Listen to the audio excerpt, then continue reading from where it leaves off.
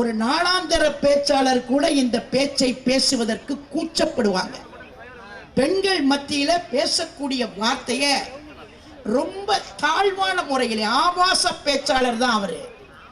ஆபாச பேச்சாளர், adults only பேச்சாளரை நீங்க அமைச்சரா வச்சிருக்க கூடாதுன்றதுதான் எங்களுடைய வாதமே. இன்னைக்கு இந்த ஆர்ப்பாட்டமே அதுக்கு தான். அடல்ட்ஸ் ஒன்லி பேச்சாளர் தான் பொன்முடி. அந்த அடல்ட்ஸ் ஒன்லி பேச்சாளரை போய் அமைச்சரா வச்சிருந்தீங்கன்னா இந்த நாட்டில் இருக்கக்கூடிய தாய்மார்கள் மன்னிப்பாங்களா ஸ்டாலினை? மன்னிப்பாங்களா ஸ்டாலினை? அவர் மன்னிப்பு கேட்டாரோன்னே நாங்க விட்டுறணுமா? அதே நேரத்தில் நாங்க திருப்பி எங்க கட்சியில் இருக்கக்கூடிய பெண்களோ ஆண்களோ அவங்க குடும்பத்து பெண்களை நாங்க பேசி இருந்தா நீங்க விட்டுருப்பீங்களா? இந்நேரம் விட்டுருப்பீங்களா? தமிழ்நாட்டிலே இருக்கிற ஒரு சமுதாயத்தை சார்ந்த பெண்களை, ஒரு சமுதாயத்தை சார்ந்த பெண்களை, இந்து சமுதாயத்தை சார்ந்த பெண்களை ரொம்ப கேவலமா அந்த வார்த்தையை சொல்லக்கூட நாக்கு கூசுகிறது. அப்படி ஒரு வார்த்தையை ஒரு அமைச்சர் பேசினால் இந்நேரம் ஸ்டாலின் தூக்கி போட்டிருக்க வேண்டும், வெளியேற்றி இருக்க வேண்டும். இந்நேரம் அமைச்சரையில் வைத்திருப்பதே அவருக்கு கேடு என்பதை மட்டும் நான் இந்த ஆர்ப்பாட்டத்தின் மூலமாக தெரிவித்துக் கொள்கிறேன். இவ்வளவு மோசமாக பேசலாமா? ரோட்ல போறவங்க யாரையாவது ஒரு பெண்ணை கடுமையா திட்டினா கூட நம்ம பக்கத்தில் இருக்க பாரு அந்த பொம்பளைன்றதுனால இப்படி திட்டிட்டு போறாங்க பாருன்னு சொல்லுவோம். ஒரு பெண்ணுக்கு பெண் கூட அப்படி பேச முடியாது.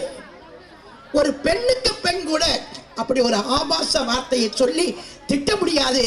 அந்த வார்த்தையை ஒரு அமைச்சராக இருக்கிற பொன்முடி கேவலமாக இந்த நாட்டிலே இருக்கிற பெண்களை பற்றி அவர் பேசியிருக்கிறார் என்று சொன்னால் அவர் ஆட்சியிலே இருக்கலாமா? அமைச்சராக நீடிக்கலாமா? நான் ஸ்டாலினை பார்த்து கேட்கிறேன். வாக்காளர்களிலேயே அதிக வாக்காளர்கள் பெண் வாக்காளர்கள் தான். அதிக வாக்காளர்கள். அந்த பெண் வாக்காளர்கள் ஓட்டு போட்டுத்தான் நீங்கள் உள்ளே உட்கார்ந்திருக்கிறீர்கள். அந்த பெண்களை ஒருவன் கேவலமாக பேசி இருக்கிறான். இந்நேரம் மு.க. ஸ்டாலின் அவர்கள் தூக்கி தெருவிலே போட்டிருக்க வேண்டாமா? தெருவிலே போட்டிருக்க வேண்டாமா? ஒரு தங்கச்சிக்கே உறுத்திச்சே, உடனே அவளை வெளியேறணும்னு சொல்லி ஒரு தங்கச்சி சொன்னதுக்கு பிறகுதானே உனக்கு அறிவு எட்டுது. அது வரைக்கும் அறிவு எட்டலையே.